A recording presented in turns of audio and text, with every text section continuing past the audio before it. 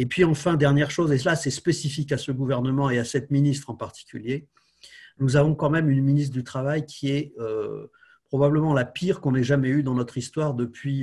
Nous, on n'hésite pas à dire que c'est depuis Pétain, quoi.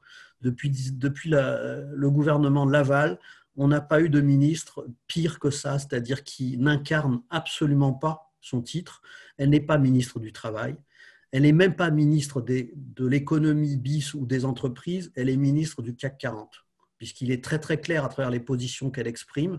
Ça a été extrêmement visible au moment de la controverse avec le patronat du bâtiment des travaux publics lié à cette crise, où vous avez bien vu que elle s'est permise, dans des conditions incroyables, d'insulter pratiquement les employeurs responsables du bâtiment qui, en toute logique de responsabilité, ne voulaient pas continuer à laisser leurs salariés s'exposer à un risque pathogène mortel sur leur chantier parce qu'ils étaient incapables de garantir les conditions de sécurité sur ces chantiers.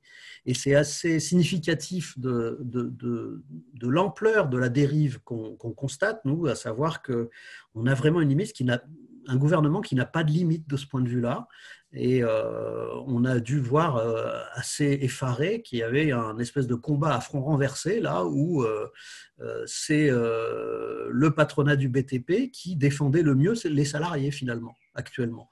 Donc, ce n'est pas vrai partout, hein, je le dis très clairement. À chaque fois, on est obligé de procéder par grande masse, mais voilà, c'est quand même très significatif. Voilà ce que je voulais dire. Dans les mesures qui nous semblent également importantes de connaître, et vous pouvez retrouver tout ça, on documente ça sur notre site internet et les sites internet des autres organisations syndicales avec qui on travaille en intersyndical, vous retrouverez toutes nos prises de position, bien sûr. On trace ça pratiquement toutes les semaines, on sort de nouveaux tracts, etc., pour dénoncer les situations qui se présentent, parce qu'actuellement, de notre point de vue, ce ministère a été extrêmement loin dans la volonté d'empêcher le contrôle de l'ordre public social en période de crise. Je vais le dire clairement. Notamment, il y a une note de la Direction générale du travail, la DGT, est le pilote, entre guillemets, du système d'inspection du travail. C'est la Direction générale qui chapeaute toutes les sections d'inspection du travail de France.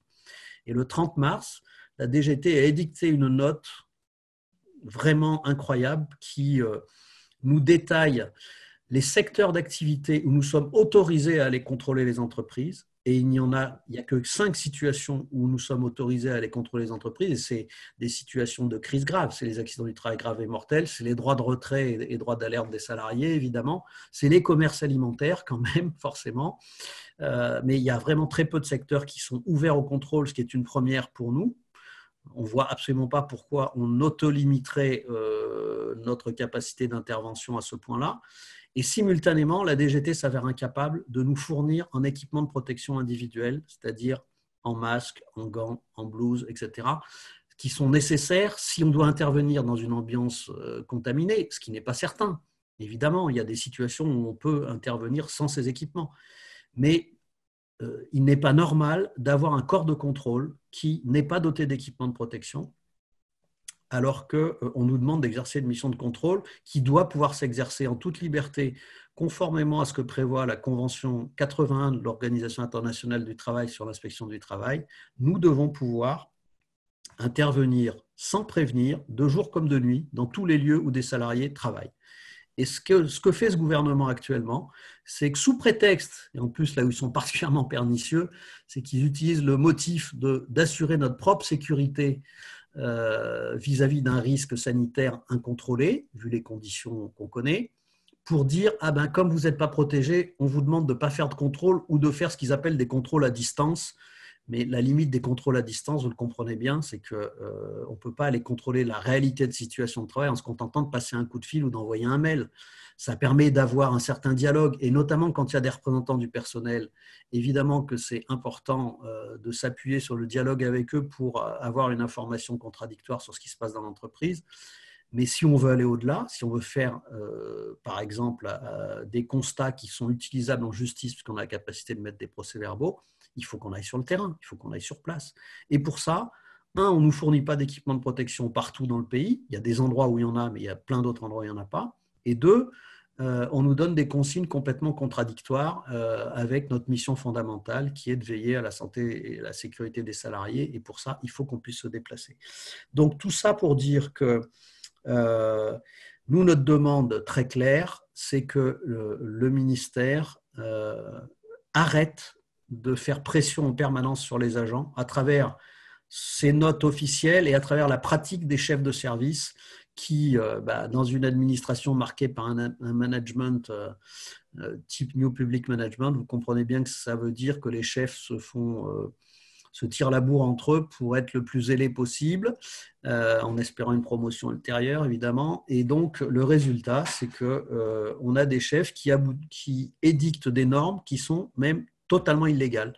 On a cité plusieurs exemples récemment dans un tract, et encore hier, en Auvergne-Rhône-Alpes où je travaille, nous avons capté un mail de la secrétaire générale de la Directe Auvergne-Rhône-Alpes, qui est la deuxième région de France quand même, qui donne l'ordre aux responsables départementaux de l'inspection du travail de faire passer par le filtre préalable du chef du pôle travail régional toute demande d'engager un référé devant un tribunal judiciaire pour que le juge judiciaire puisse prendre des mesures en urgence face à une situation de conditions de travail dangereuses.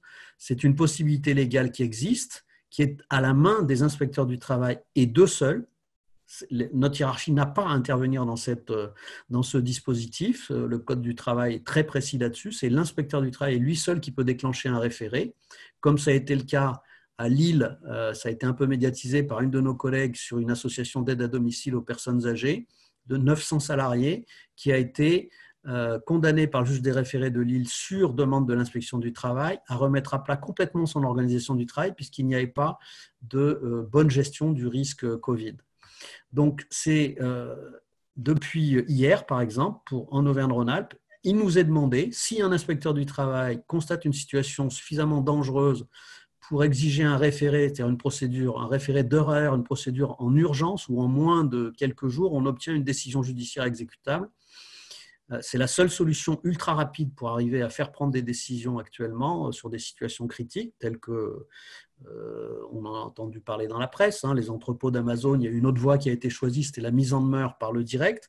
Mais la mise en demeure par le direct, elle n'a pas l'effet contraignant d'une ordonnance d'un juge des référés qui peut mettre sous astreinte financière quotidienne le non-respect de son ordonnance.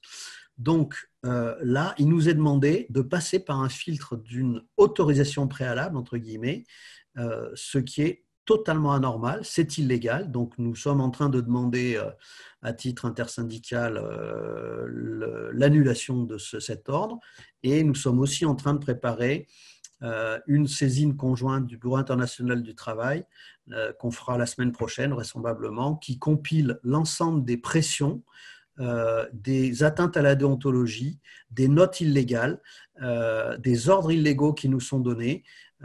Pour vous donner une idée, comme c'est dans la période, évidemment, nos collectifs de travail sont dispersés, on est à peu près tous en télétravail, on a décidé d'utiliser le numérique aussi pour collecter les informations, puisqu'on ne peut plus le faire sur nos lieux de travail, en assemblée générale, etc. Donc, on a lancé une enquête nationale à travers un formulaire Internet qu'on demande à nos sections syndicales de remplir pour avoir une bonne idée du nombre d'agents qui sont malades. Je signale au passage qu'on a déjà 2 morts au ministère du Travail du fait du Covid, dont un dont on ne sait pas s'il y a un lien professionnel, mais en tout cas, la Directe de Normandie, Gérald Lecor vous le dira mieux que moi, parce que c'est là-bas qu'il travaille et il est secrétaire du CHSCT, la Directe de Normandie a osé refuser l'enquête qu'on a demandée sur ce décès-là, en arguant du fait que le lien professionnel n'était pas établi, ce n'était pas la peine d'enquêter. Ce qui est littéralement sidérant. Vous comprenez bien que si au ministère du Travail, on ne peut pas faire des enquêtes de CHSCT,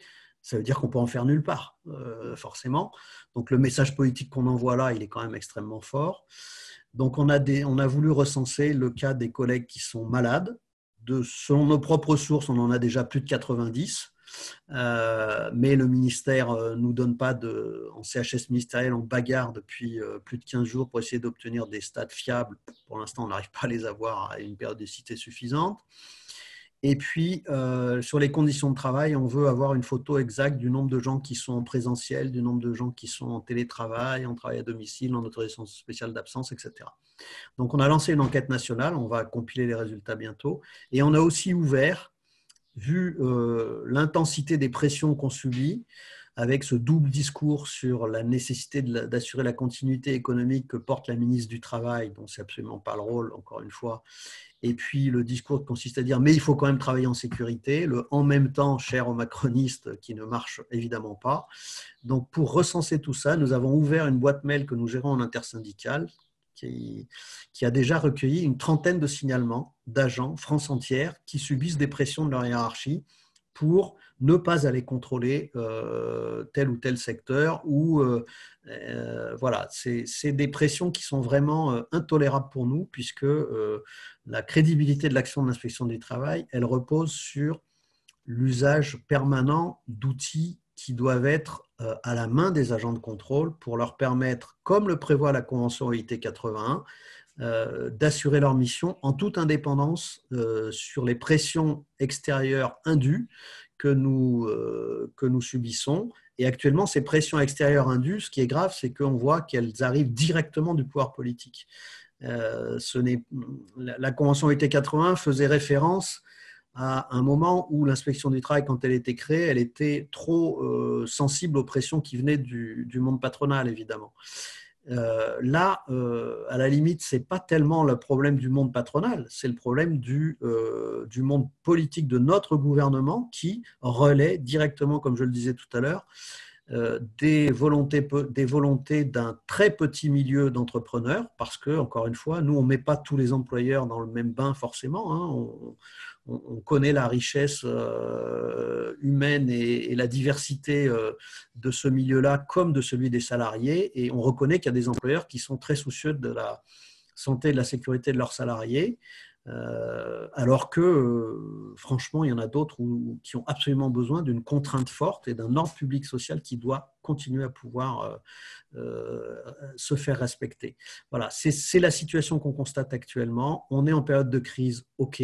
Tout le monde a compris que cette crise avait été très, très mal anticipée. Elle est très mal gérée de mon point de vue, de notre point de vue sur un certain nombre de sujets, mais au-delà de ça, même si on comprend qu'on doit tous respecter un certain nombre de règles, y compris le confinement, pour arriver à casser la montée du nombre de cas, pour nous, même dans cette période-là, il faut qu'on ait les moyens de continuer à exercer la base de nos missions. Et pour l'instant, ces moyens-là, on ne les a plus.